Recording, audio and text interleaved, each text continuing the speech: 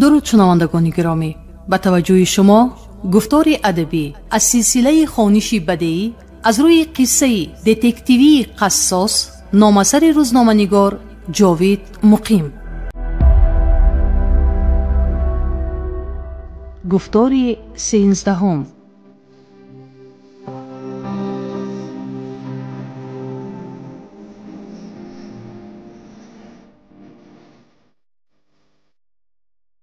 در را بر روی نادر لطفیه باز نمود.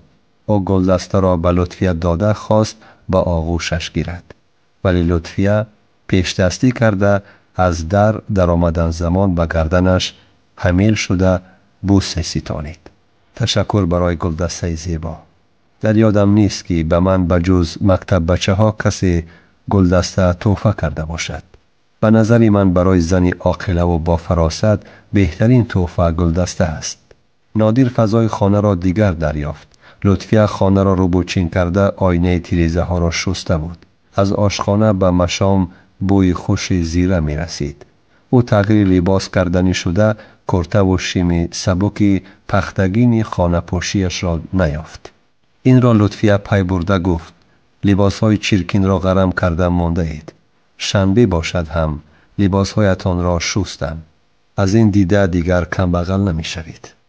من در 1 یا 2 هفته بعد جمع شدن لباس ها 1 مرتبه جامه شویی می کنم. اکنون من هر هفته آمده جامه شویی می کنم، گفت لطفیه و مثل کدبانوی خانه. حالا باشد دستانتان را شسته بیایید، خراب می کشم.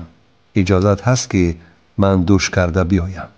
البته بوی مرد عرقین را خوش ندارم. آب بازی کرده لباس های دیگر پوشید، گفت لطفیه به جواب کنایه نادر. اطاعت رفیق قماندان. نادر وقتی از دوش برآمد لطفیه دسترخوان گسترده بود که آن لبریز نقل و نوا بود. این همه را از کجا گرفتی؟ گفتم که من با توشه خودم آمدم. به قول عبید زاکانی مشت در خانه تان به عصا می گردد، گفت لطفیه. و من ذخیره زیاد چی لازم؟ 1 خودم چی می خورم، گفت نادر کنایه او را فهمیده. سری دسترخوان شنید. غذای پرهیزی را کشم. مرغ مرجان را به فالگه پیچانیده با رسیپت خودم در تفدان پختم. باید به شما معقول شود. عشق مرد توسط شکم است میگویند زنها. شما همین را سنجیدنید. همین خود توجه شما برای من 1 عالم عشق است. ولی زنی خوب نابسته از هر گونه حالت باید خوراک لذیذ پزد. بله، گفت نادر و سری دسترخوان نشست. لطفیه مرغ مرجان را آورده پاره کرد و به طبقچه ها گرفت. بوی خوش غذا اشتهای کس را می آورد. نادر 1 پاره مرغ را به دهان برد. واقعا هم آن خیلی بامزه بود. دستتان درد را نبیند. خیلی لذیذ است. مرا به خوردن خوراک های بامزه عادت می کنانید. پس از رفتن شما من چیکار می کنم؟ اگر شما خواهید من از بحر همه چیز گذشته پیشتان می آیم، گفت لطفیه که در سرش بغیر از هوای و هوس عشق دیگر چیزی نبود. در این سین و سال و وضعیت ما این غیر امکان است. ما هر 2 فرزند داریم و برای نفس خود نمی توانیم همه را صرف نظر کنیم.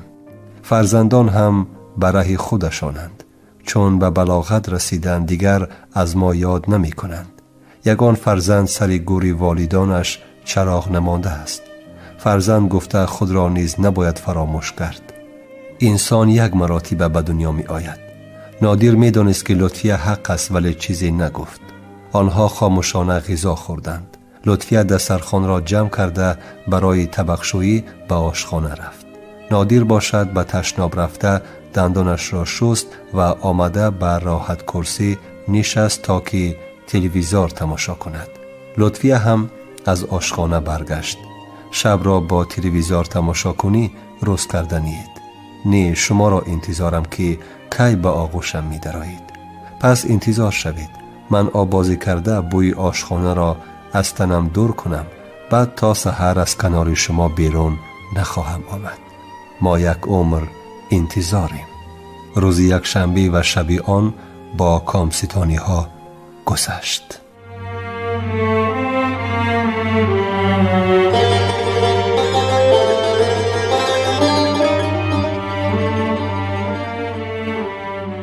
چی نمیگری؟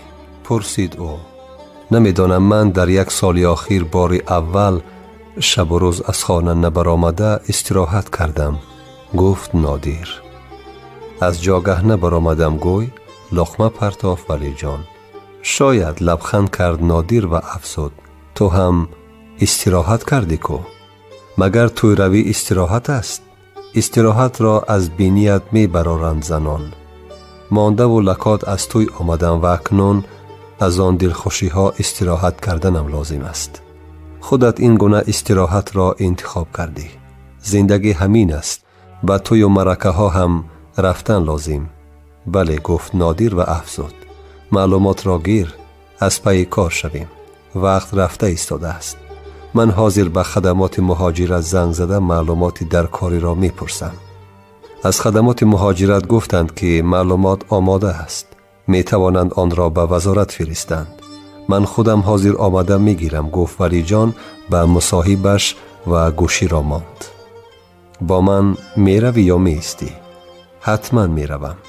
به معلومات نظر اندازم. از این فعالیت من بده ما وابسته است، گفت نادیر و از جای خیست. ولی جان ماشینش را در نزد بینای خدمات مهاجرت نگاه داشته به نادیر گفت تو در ماشین مرا انتظار شو، من زود می آیم. البته، گفت نادیر در ماشین مانده.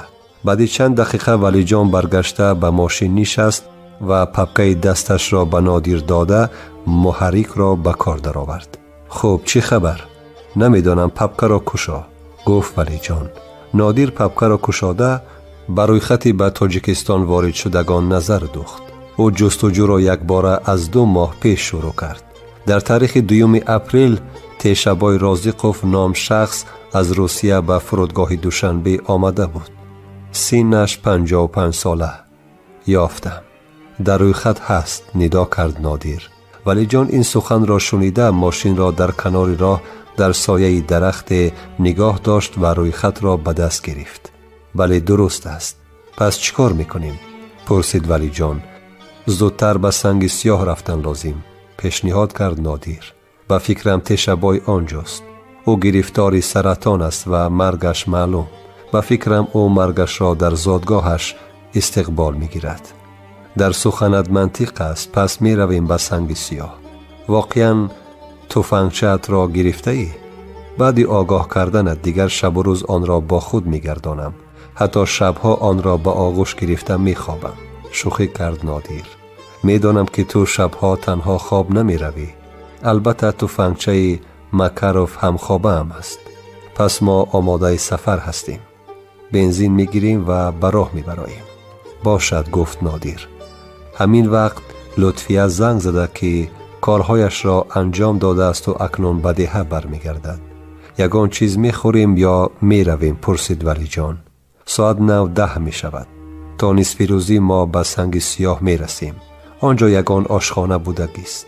سنگ سیاه مرکزی ناحیه است و آنجا نه این که آشخانه بلکه طربخانه ها نیز هستند. پس مصلحت کار را کردن لازم، گفت نادیر. سنگ سیاه به هر حال آنقدر کلان نیست. مردم یکدیگر را می شناسند. خویشاوندان تشبای را پرسیدن لازم، گفت ولی جان. من به یک شناسم زنگ زنم، گفت و رقم تلفن معلم سفرعلی را چیند. السلام، شما را باز من نادیر تشویش می دهم. شما نمی دانید که تشبای در کجای سنگ سیاه زندگی می کرد؟ خانه اش در کجا؟ خانه تشبای در مرکز ناحیه در پیش پاشته بود. بعد آن که زن و کودکانش را کشتند و خودش به روسیه رفت، در حولیش یک پسر خواهرش زندگی می کرد. نامش را نمی دانید؟ اگر خطا نکنم رحمت علی یا رحمت بای. شما خود تشبای را به این نزدیکی ندیدید یا در باره‌اش چیزی نشنیدید؟ نه، وای در روسیه در محبس کو. مایلش رحمت سلامت باشید. خوب یگان معلومات هست؟ بطاقتانه پرسید ولی جان. خانه تشبای در نزد پاشته مرکزی ناحیه بوده است. پس تشبای را یافتن مانده است و گناهش را دین کردن. اول یابیم، او را دستگیر کردن آسان است، گفت نادیر. ولی او جنایتکاری اشدی است. در وقت آسایشته 3 نفر را کشتنش معلوم. در جنگ شهروندی باز چند کس را ممکن کشته باشد. برای وی آدم کشتن مثل گنجشک را کشتن بودگیست. او را یابیم وابسته به وضعیت عمل میکنیم. بله گفت ولی جان و هر دو تا به سنگ سیاه رسیدن خاموش ماندند. البته پاشته در مرکز شهرک بودگیست. به سخن در آمد ولی جان در سرشوی شهرک. از راه کلان هی کن. یگان کس را میپرسیم گفت نادیر. به مرکز شهرک رسیده ولی جان ماشین را در نزد راهگذر نگاه داشت. میبخشید امک پاشته در کجا است؟ نادیر پرسید از موی سفیدی راهگذر. دادر پاشته 100 متر دورتر از طرف راستی راه است گفت. امک خانه شما همین جاست؟ ها بیایید مهمان شوین. رحمت امکی با ما خانه رحمت با یا رحمت علی لازم. رحمت بای نمیدانم لیکن رحمت علی معلم در خانه تشبای در پشت پاشته زندگی میکند. تشبای هم بعد 10 سال از روسیه آمدگی. کسلی سخت میگویند که رگ شده است. شما تشبای را کی دیدید؟ همین سحر خبرگیری رفته بودم. همسایگی نروی خوب نمی شود. رحمت اما گفت نادیر و ولی جان ماشین را به حرکت در آورد. ولی جان ماشین را به پشت پاشته راند. در نزد در سفیدی آهنین نگاه داشت. نادیر و ولی جان از ماشین پایین شدند. در را نادیر کفته رحمت علی را فریاد کرد. در را زنی میان سالی کشاد. می بخشید اکای تشبای هستند؟ پرسید نادیر و گفت ما جوره های دوره جوانیشان فهمیدیم که بیمار هستند. خبرگیری آمدیم. بیایید خانه درآیید حاضر می آیند گفت زن که احتمال زوجه رحمت علی بود. رحمت علی در کجاست؟ پرسید ولی جان. رحمت علی در مکتب. وی هم حاضر می آید. تشبای کجا رفتگی است؟ پرسید نادیر. به گورستان. پاسخ داد زن و افسود. اکی تشبای گفتند که اهل عائله‌شان را خواب دیدند. برای همین سری منزلشان رفتند تا فاتحه کنند. سحر رفتنی شدند که مثل شما به خانه مهمان آمد. 1.5 ساعت شد که به گورستان رفتند. گورستان در کجا است؟ رفته بیاریمش. پرسید ولی جان. هو انا در بالای ریان طرف شمال شهرک را نشان داد زن. میابیم رحمت گفت ولی جان. و فکرم تشبای از بازداشت شدن پروایی ندارد گفت ولی جان ماشین را به کوچه کلام برآورده. از گپ موی سفید راهگذر معلوم می شود که او سخت بیمار است و برای او دیگر بازداشت شدن و مردن فرقی ندارد. شاید، ولی از این خیل جنایتکاران احتیاط باید بود. برای آنها یک کشتار کم و یک زیاد اهمیت ندارد. این را به نظر می گیرم گفت نادیر. آنها بعد چند دقیقه به گورستان رسیدند ولی جان ماشین را سری راه پیش دروازه گورستان نگاه داشت. گورستان خیلی کلان باشد هم از روی نوشته های سنگ مزارها معلوم بود که جسدها از روی ترتیب معینی به خاک سپاریده شدند. یعنی گورستان از یک طرف پر شده ایستاده است. نادیر این نظام را زود درک کرده به ولی جان گفت باید مزار نزدیکان تشبای در نیمه تپه جایگیر باشند. این طور باشد من برای بازداشت می روم. تو مرا حمایه می کنی. از اینجا رویم. او ما را می بیند. بنابراین من از اینجا گورستان را دور زده از بالا می آیم. تو باشد از مقابل قبله رو. زیرا اگر او فاتحه خوانده ایستاده باشد رویش به قبله است. تو را می بیند. مصلحت داد نادیر. تو باید میلیسه می شدی و خودت را غم داده ژورنالیست شدی. گفته لطف کرد ولی جان.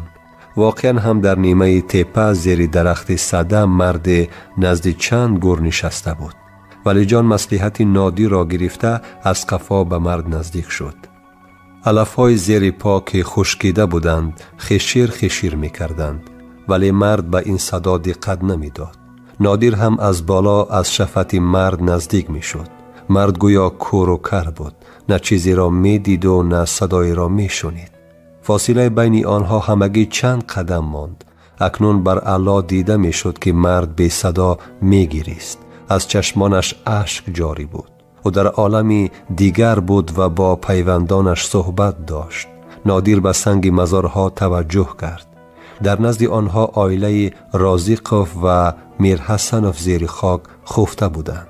مرد هم به همان عکسی که گنرال شوالوف از مسکو فرستاده بود مانند بود.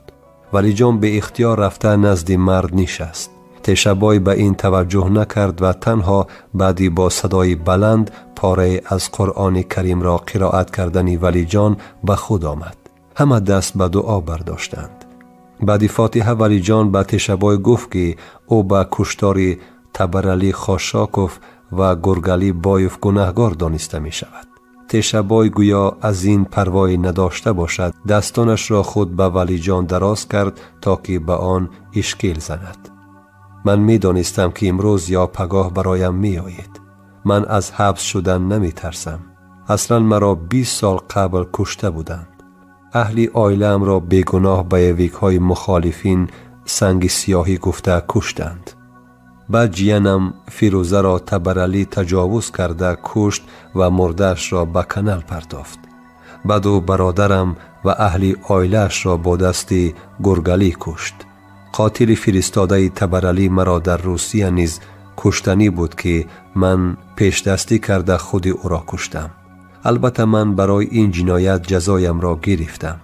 حاضر هیچ پشیمان نیستم که این ناآدمان را کشتم. برعکس شادم که زمین را از این حیوانهای دوپا تازه کردم. ما با این قضیه آشنا هستیم. خوب می‌دانیم که تبرعلی و گرگالی کیستند. ولی قانون است و پیش آن هر کسی که جنایت کرده است باید جواب گوید، گفت ولی جان تشبای را از جایش خیزانده. تشبای باری آخر به منزل آخرت خویشاوندانش نظر کرد. او می‌دانست که دیگر به اینجا زنده بر نمی‌گردد. آرام و بی‌پروا بود. معلوم بود که به تقدیرش تن داده است. نادر برای هر احتمال در قطار او در کرسی پسی ماشین نشست. ولی جان پیش از آن که ماشین را به حرکت درآورد به وزیر زنگ زده به طوری رمزی گفت که عملیات به آخر رسید. وزیر آنها را به نزدش خواند. ولی جان ماشین را به راه کلان که به دوشنبه می برد راند. همین وقت یک جیپ سیاه شیشه با آنها نزدیک شد و چند مدت با آنها برابر حرکت کرده سپس گذشت. ولی آن یک فاصله 100-150 متر را با مرسدس ولی جان داشته حرکت می کرد. این را نادر احساس کرده گفت و فکرم تحت نظارتیم. بله من هم همین خیل گمان می کنم، تصدیق کرد ولی جان و افزود کی باشد؟ اگر از مقامات ما باشد یگان علاجش را می یافتیم. ولی اگر از رقیبان باشد چی؟ ما حاضر نمی دانیم کیست آن و عموما در داخل ماشین چند نفرند. اگر آنها از پی ما باشند پس از 2 نفر کم نیستند. وابسته به این معلومات می توانیم تصمیم می گیریم، گفت نادر. گپ درست و این را حالا می سنجیم. بعد تقریبا 1 کیلومتر افتازپ رفته می شود. من با بهانه بنزین به آنجا می درایم و تا برگشتن آنها بهانه کافته می ایستم. اگر واقعا آنها ما را می پاییده باشند حتما بر می گردند. من راننده را به گپ می گیرم تو یگان علاج کن تا از پسمان دیگر کشاله نشوند. بی‌ضرر کنم؟ نه، از سلاح استفاده نبر، ما نمی دانیم که کیست آنجا. خوب علاجش را می یابیم، گفت نادر.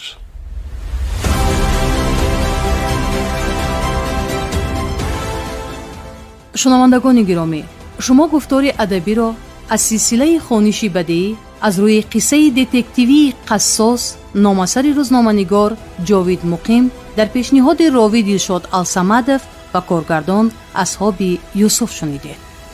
انجام گفتار 13